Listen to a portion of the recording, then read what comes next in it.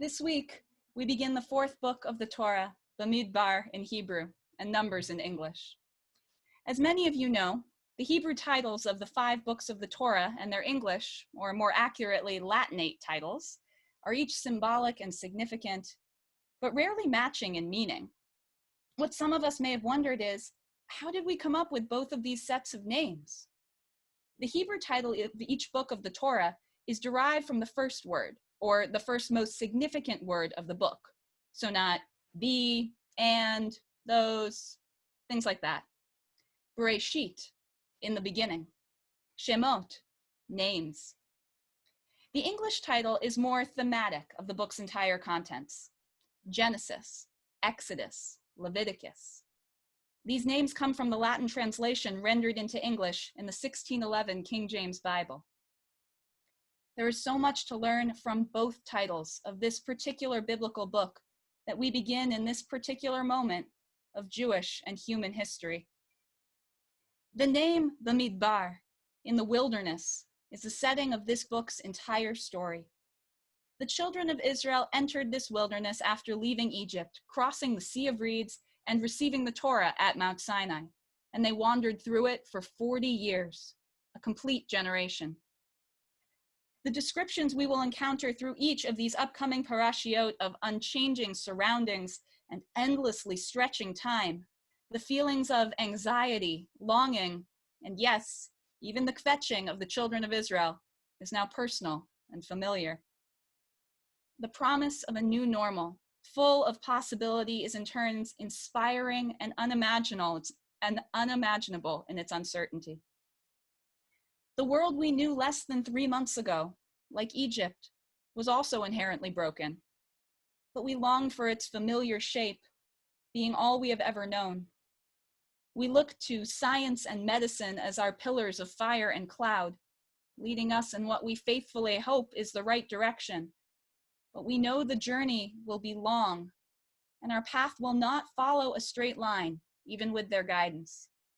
We will reach that promised place, but our book of our wanderings in our wilderness is also only at its beginning. But what I want to focus on tonight is the meaning behind the English, our vernacular title of this book, which is also evident from its very first lines. Numbers refers to the census of male Israelites, 20 years or older, who would make up the military needed to conquer the promised land. Twice in the book of Numbers, God issues an order to count heads, at its very beginning, and then as it begins to end. This is the first one in our parasha, Numbers chapter 1, a counting called for in only the 2nd year after the Exodus. The last will occur 38 years later, as an entirely new generation of Israelites prepares to enter the promised land in Numbers 26. Ominously, we see a hint of shadow, knowing as the omniscient readers of this text year after year, that the numbers which are recorded in this first accounting will be altogether and entirely different when it is taken again. A generation born in the wilderness will be the ones to enter the longed-for promised land. The first 46 verses of this opening chapter of the book of Bamidbar, PARASHAT BAMIDBAR, detail the process and the results of the divinely commanded census.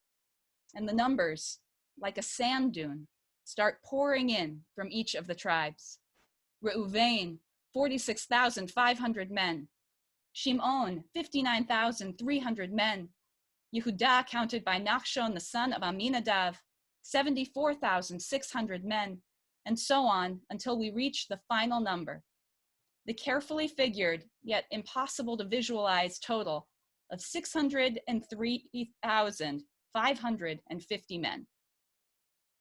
But as my beloved teacher, Rabbi Carol Balin, pointed out in her commentary on the parasha this week, how do we account for the numbers this census conceals?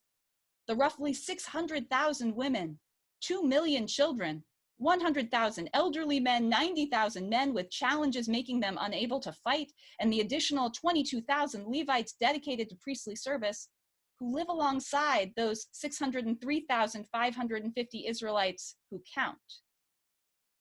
While the instruction to take a census of the whole community, and in certain instances, B'nai Yisrael, Israelites, can be construed as an inclusive term, the text makes abundantly clear that the census includes only men who are deemed capable of bearing arms, because they will be counted on to defend against danger during the perilous trek.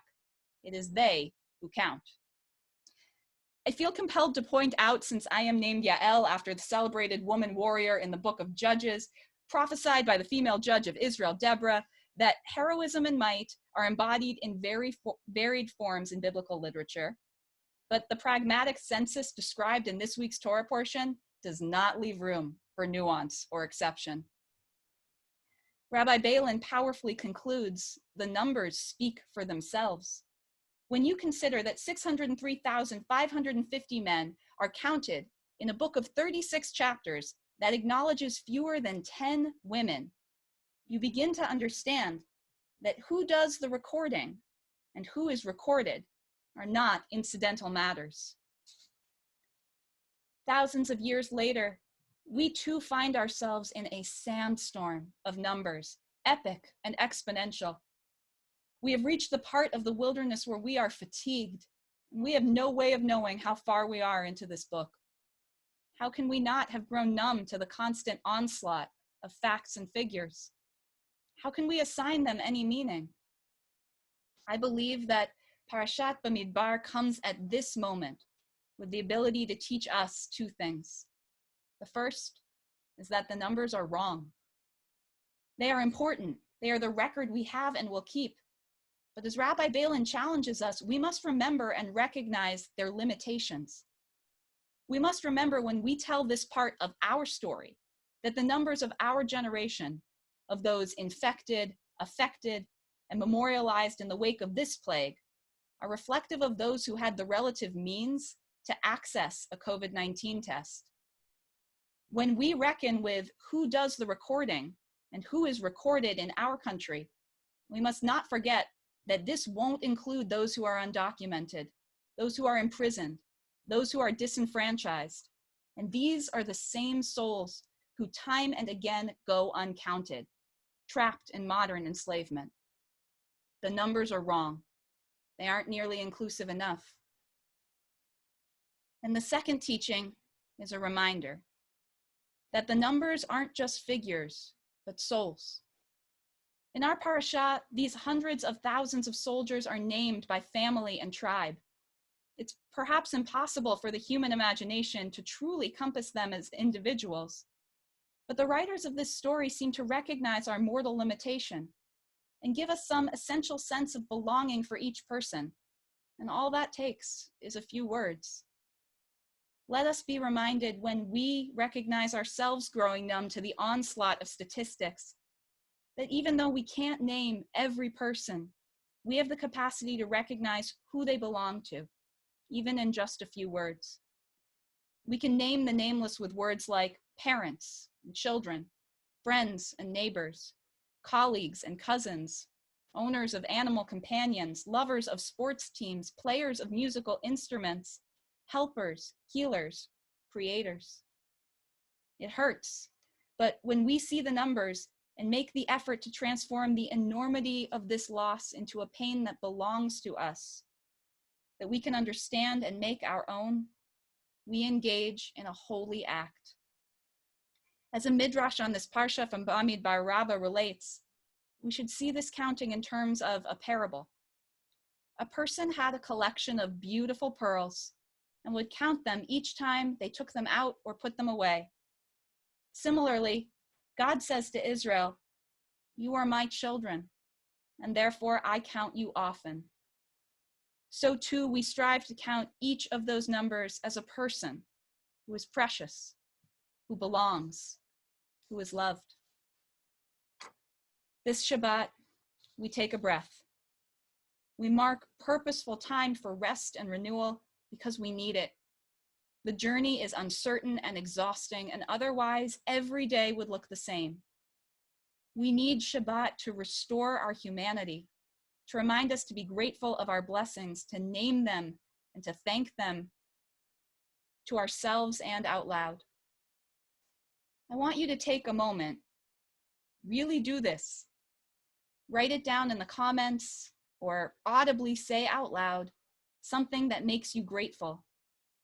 And then take another moment to read or to listen to what that blessing is for someone else. I'll give you a minute because this isn't just an exercise. This is essential. Name one thing that brings you blessing and write it down or say it out loud.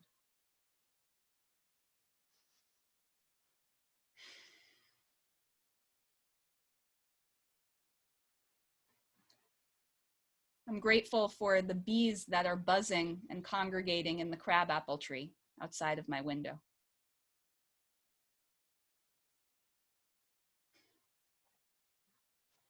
When we approach numbers this week, let us number our blessings.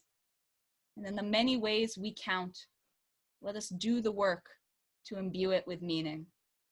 Shabbat Shalom.